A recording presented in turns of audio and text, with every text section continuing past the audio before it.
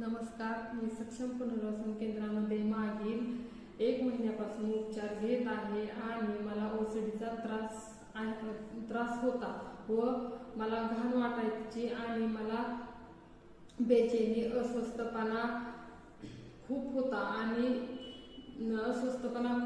व कानाच्या मागे खूप दुखत होतं. हा सगळा मानसिक त्रास मला होता व मी सक्षम पुनर्वसन केंद्रामध्ये माझ्यावर औषध उपचार करण्यात आले. डॉक्टर अमित माने सरांनी आणि डॉक्टर इंगळे सरांनी माझ्यावर व्यवस्थितपणे उपचार केला आणि विजयमाला मॅडम दररोज समुपदेशनासाठी दररोज यायच्या आणि त्यांनी माझ्यावर ग्रुप थेरपी, काउन्सिलिंग व्यवस्थितपणे केले आणि मला बरे करण्याचा प्रयत्न केला. आता सक्षमचे वातावरण खूप शांत आणि हे आहे आणि तिथे स्वच्छता आहे. वरच्या